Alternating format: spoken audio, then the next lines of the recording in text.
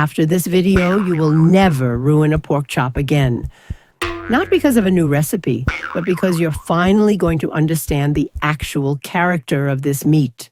The same way you now understand chicken if you caught our last video. I'll drop a link to it at the end of this one.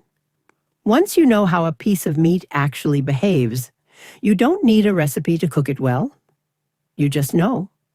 And there are a couple of surprises coming, including one sitting in your own refrigerator right now that changes how you should be seasoning this meat.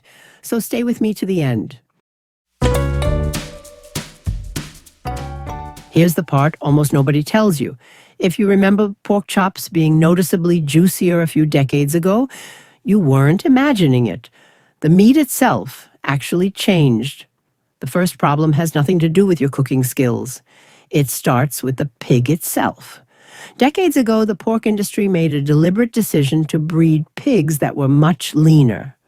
Pork was marketed as the healthier alternative to beef, and the campaign was incredibly successful. But that extra fat wasn't just there for flavor, it served an important purpose. It helped protect the meat from the heat of your pan. A fattier pork chop can tolerate an extra minute or two on the stove because that internal fat slowly renders, helping keep the muscle fibers moist as it cooks. Modern lean pork doesn't have that built-in protection.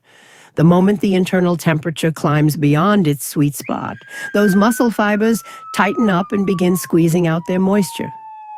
With very little fat left to protect it, a cooking method that gave you a juicy pork chop 30 years ago can now leave you with a dry, gray piece of, well, cardboard. But the story doesn't end with breeding leaner pigs. As pork became leaner and more prone to drying out, processors had to find another way to replace some of that lost moisture. And that's where the packaging in your refrigerator comes in. The next time you're at the grocery store, take a close look at the label on the pork chops. There's a very good chance you'll see the word enhanced, or a statement saying the meat contains up to a 12% solution. That solution is usually a mixture of water, salt, and a few other ingredients injected directly into the meat before it ever reaches the store. In other words, the industry is putting moisture and sodium back into the pork to compensate for what modern breeding has taken away. And this isn't unusual. Depending on where you shop, it can apply to 70 to 90% of the pork chops in the meat case. Now, this becomes especially important if you watched our video on cooking the perfect chicken breast.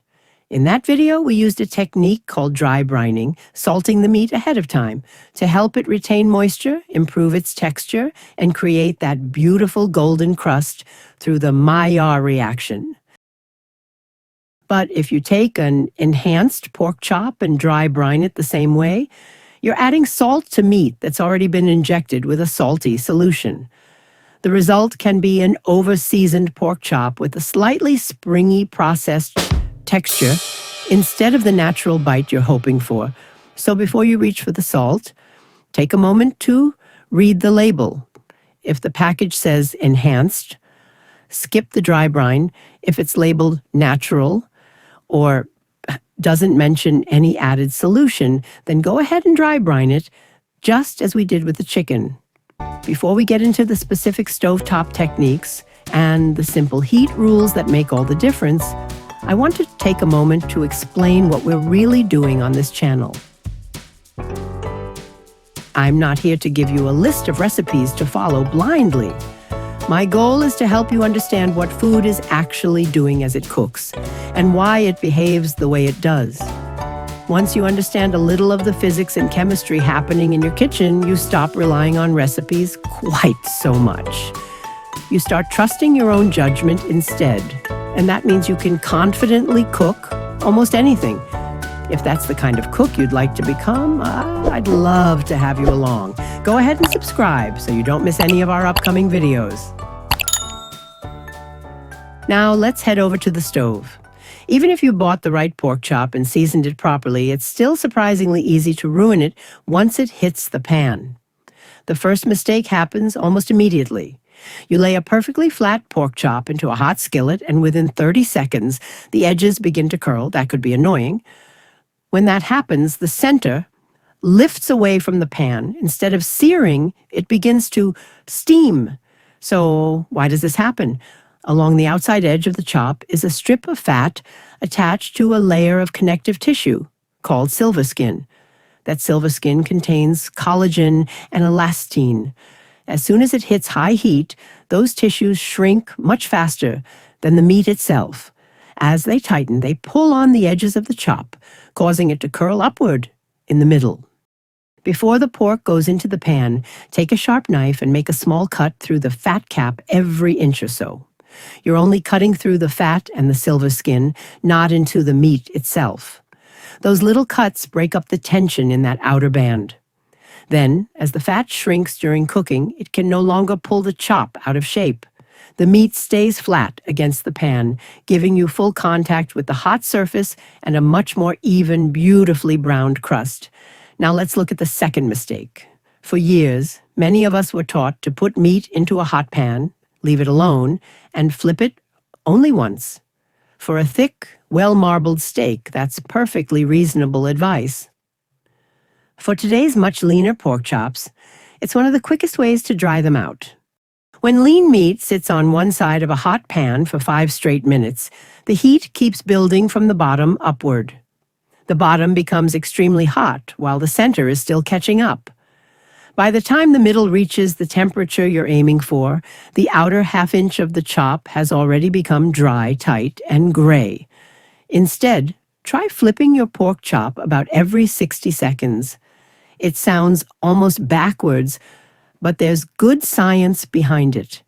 Each flip gives the surface enough time to brown while preventing too much heat from building up on either side.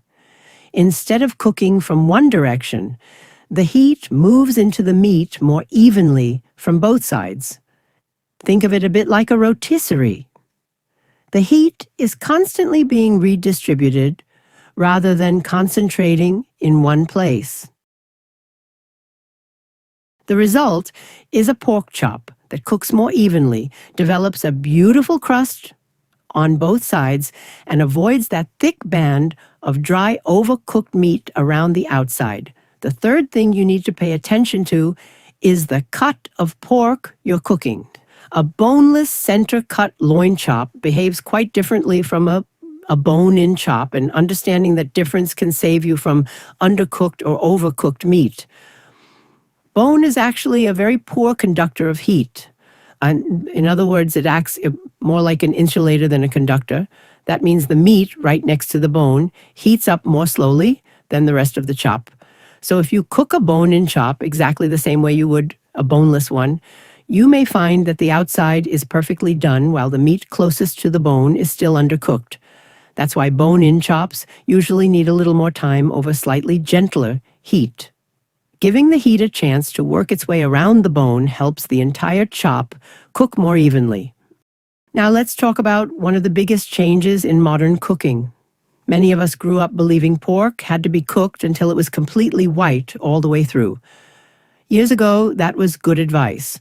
Back then, pigs raised outdoors carried a real risk of a parasite called trichinella, and cooking pork to a much higher temperature was the safest way to eliminate that risk. Fortunately, modern pork production has changed dramatically. Because of those improvements, the USDA lowered the recommended safe cooking temperature for whole cuts of pork to 145 degrees Fahrenheit. That means you don't want to cook your pork until it's dry and chalky.